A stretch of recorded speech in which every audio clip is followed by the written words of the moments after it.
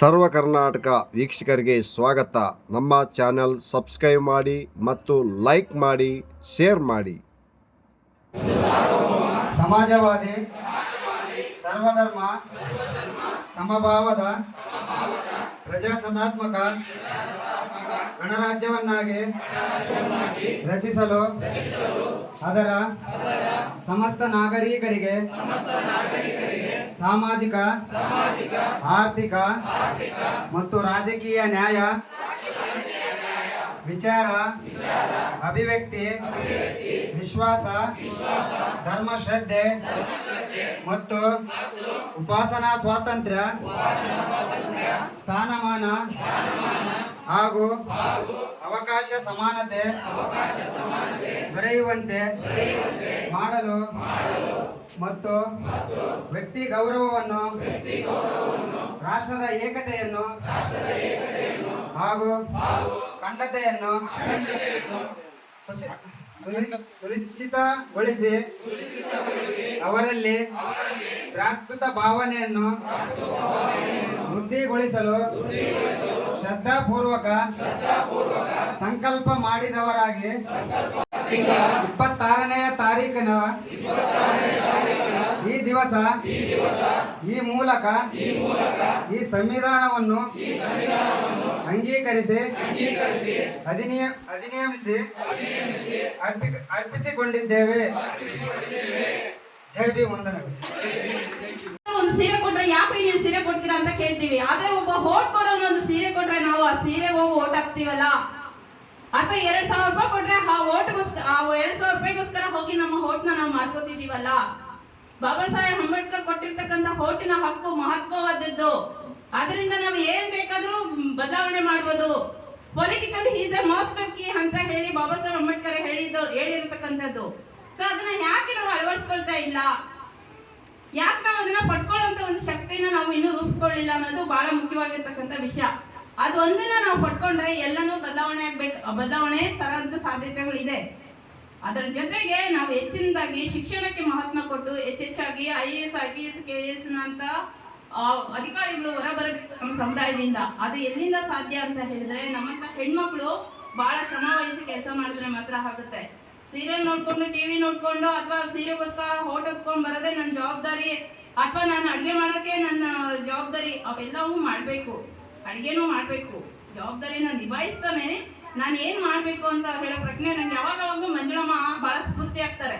ಒಬ್ಬ 7ನೇ ಕ್ಲಾಸ್ ಓದಿರ್ತಕ್ಕಂಥ ಮಹಿಳೆ ಇವತ್ತು LLB ಮಾಡಿದ್ದಾರೆ, MA ಓದ್ಕೊಂಡಿದ್ದಾರೆ, ಡಿಗ್ರಿ ಮುಗಿಸ್ಕೊಂಡು ಎಲ್ಲಾನು ಮಾಡ್ಕೊಂಡಿದ್ದಾರೆ ಅಂತ ಹೇಳಿದ್ರೆ ಯಾವ ಲೆವೆಲಿಗೆ ಅವರ ಒಂದು ಇದು ಇದೆ ಅಂತ ಯೋಚನೆ ಮಾಡಿ. ಹಂಗಂತ ಹೇಳಿದ್ರೆ ನಮ್ಮಲ್ಲಿ ಶಕ್ತಿ ಇಲ್ವಾ? ಖಂಡಿತವಾಗ್ಲೂ ಇದೆ, ಪ್ರತಿಯೊಬ್ಬರಲ್ಲೂ ಇದೆ ಆ ಶಕ್ತಿ ಸಾಮರ್ಥ್ಯ. SC ಹೆಣ್ಮಕ್ಳಿಗೆ, SK ಹೆಣ್ಮಕ್ಳಿಗೆ ಬಿಟ್ರೆ ಬೇರೆ ಹೆಣ್ಮಕ್ಳಿಗೆ ಬರೋದಕ್ಕೆ ಸಾಧ್ಯನೇ ಇಲ್ಲ. ಇದು ಯಾಕೆಂದ್ರೆ ಇತಿಹಾಸದಲ್ಲಿ ಇವತ್ತು ಸಾವಿತ್ರಿಬಾಯಿ ಫುಲೆ ನಮ್ಮ ಮುಂದೆ ಇದ್ದಾರೆ, ರಮಾಬಾಯಿ ಅವರು ನಮ್ಮ ಮುಂದೆ ಇದ್ದಾರೆ.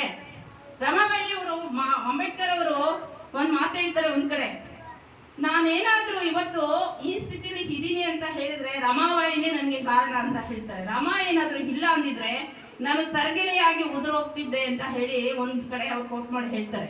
ಹಂಗಂದ್ರೆ ಅಂಬೇಡ್ಕರ್ ಅವರು ಇವತ್ತು ಒಪ್ಕೊಂಡಿದ್ದಾರೆ. ಏನಂತ ಹೇಳ್ತೀರಾ, ಹೇಗ್ ನಂಟಿದೆ ಅಂತ ಹೇಳಿ? ಬ್ರಿಟಿಷ್ ಎಲ್ಲ ಆಕ್ಟ್ಗೂ ಅಟ್ರಾಸಿಟಿ ಕಾಯ್ದೆಗೂ ಬಹಳ ನಂಟಿದೆ. ಯಾಕೆ?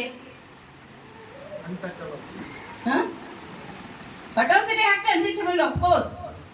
ದೆನ್ ವಾಟ್ ಅಬೌಟ್ ಸಾರಿ ಇದೇನು ಏನು 1952ರಲ್ಲಿ ಭೂ ಸುಧಾರಣಾ ಕಾಯ್ದೆ ಬಂತು. ಭೂ ಸುಧಾರಣಾ ಕಾಯ್ದೆ ಸಿಸ್ಟಮ್ ಏನು ಅಂತ ಹೇಳಿದ್ರೆ, ಭೂ ಸುಧಾರಣಾ ಕಾಯ್ದೆಯಲ್ಲಿ ಗೇಣಿ ವ್ಯವಸ್ಥೆ ಇತ್ತು.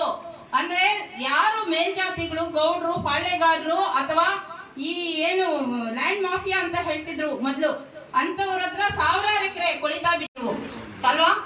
ಆಗ ಗೇಣಿ ಸಿಸ್ಟಮ್ ಅಂತಿತ್ತು. ಗೇಣಿ ಸಿಸ್ಟಮ್ ಅಂತ ಹೇಳಿದ್ರೆ ಅವನು ಎಷ್ಟು ಕೇಳ್ತಾನೋ ಅಷ್ಟನ್ನ ಕೊಟ್ಟು ನಾವು ಆ ಭೂಮಿನಲ್ಲಿ ಉಳುಮೆ ಮಾಡ್ಬೇಕಾಯ್ತು. ನಾವು ಉಳುಮೆ ಮಾಡಿ ಬೆಳೆದಂತ ಭೂಮಿಯಲ್ಲಿ ಫಲನ ಅವನು ಮುಕ್ಕಾಲು ಭಾಗ ಅವನು ತಗೊಳ್ತಾ ಇದ್ದ, ಕಾಲು ಭಾಗ ನಮಗ್ ಕೊಡ್ತಾ ಇದ್ದ.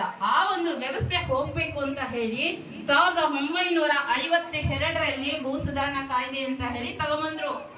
ಭೂ ಸುಧಾರಣಾ ಕಾಯ್ದೆ ಅಂತ ತಗೊಂಬಂದಿದ ತಕ್ಷಣ ಅದು ಆಕ್ಟ್ ಇಂಪ್ಲಿಮೆಂಟ್ ಆಗಿಲ್ಲ. ಇವತ್ತು ಹೆಂಗೆ ಕಾನೂನಿನ ವ್ಯವಸ್ಥೆ ಮಣ್ಣಾಗಿ ಕೂತಿದೆಯೋ ಅದೇ ತರನೇ ಇತ್ತು.